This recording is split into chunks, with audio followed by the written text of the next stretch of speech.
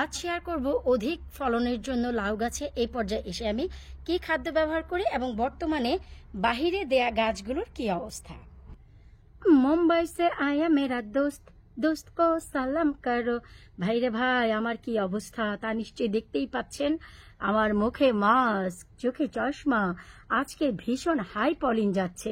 মানে হচ্ছে আমার অনেক খারাপ হে ফিভার। যারা আমার চ্যানেলে রেগুলার ভিডিও দেখেন তারা তো সবাই জানেন এই সময়টি আমার জন্য খুবই একটি কুশল সময়। কিন্তু এই পর্যায়ে এসে আমার লাউ গাছের বর্তমান কি অবস্থা, গার্ডেনে যা দিয়েছিলাম তা আপনাদের সাথে শেয়ার করব এবং এই পর্যায়ে এসে লাউ গাছে বেশি ফলনের জন্য আমি কি খাদ্য ব্যবহার করি সেটা আপনাদের সাথে শেয়ার করব। তো চলুন কথা না বাড়িয়ে চলে যাচ্ছি সরাসরি মূল ভিডিওতে। সবার শুরুতে দেখাচ্ছি আমি সেই বেটি যেই বেতে আমি শুরুতে 3টি লাউয়ের গাছ দিয়েছিলাম।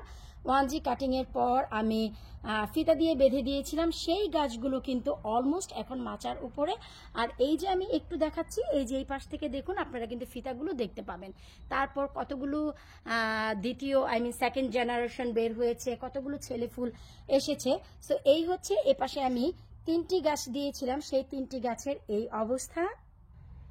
এরপর কিন্তু এ পাশে আমি আরো 3টি গাছ দিয়েছিলাম, নিশ্চয়ই আপনাদের মনে আছে। গাছগুলো ছোট ছোট ছিল, বলেছিলাম মাচায় উঠবে। সো এই 3টি থেকে অলমোস্ট একটি মাচায় উঠে গেছে। আমি এর 1G কাটিং করেছি 2 দিন আগেই। এই যে এই গাছটি তো মাচায় যেহেতু এখনো পর্যন্ত পুরোপুরি ওঠেনি, তাই আমি বেঁধে দিইনি। এটি হচ্ছে বাঁ পাশের মাচায় দিয়ে দিব। সো এ পাশে হচ্ছে 3টি লাউয়ের গাছ আর এই পাশে হচ্ছে ভাই 3টি লাউয়ের গাছ।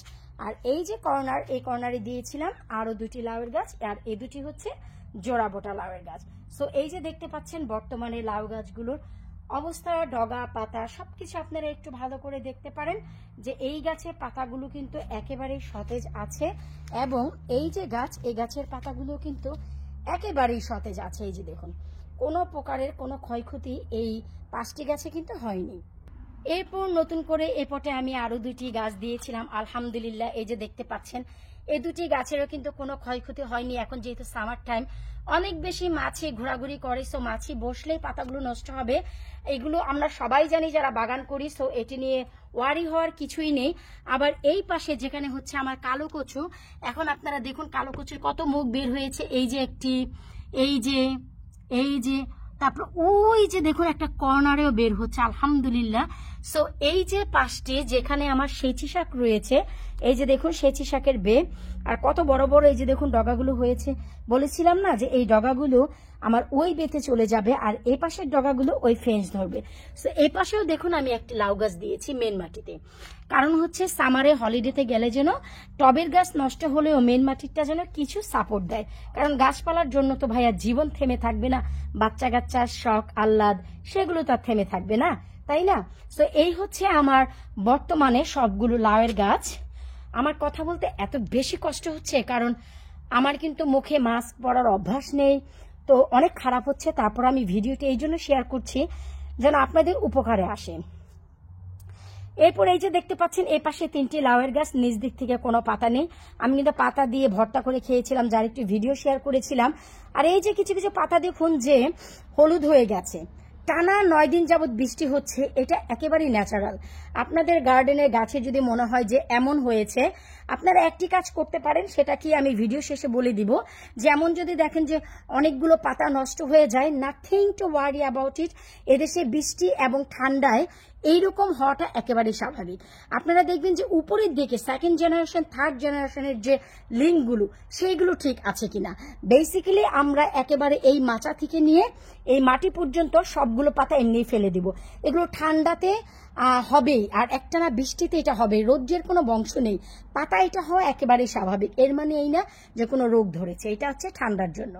যখনই ওয়েদার একটু ভালো হবে তখনই দেখবেন গাছ ঠিক হয়ে গেছে।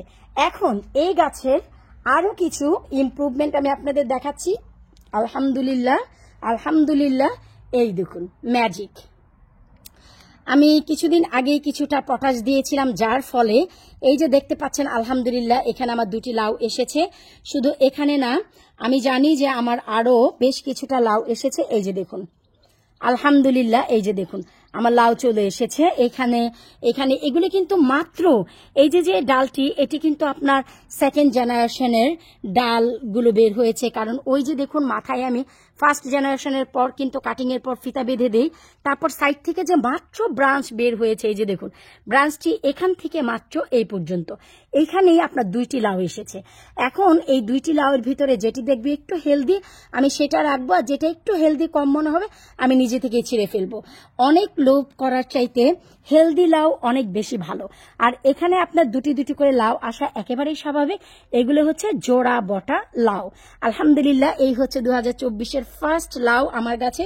সো আমি এর আগে পটাশ দিয়েছি, যার কারণে এই পর্যায়ে এসে আমি কি খাদ্য দিচ্ছি আরো অধিক ফলনের জন্য, অধিক ছেলে ফুল মেয়ে ফুল আসার জন্য।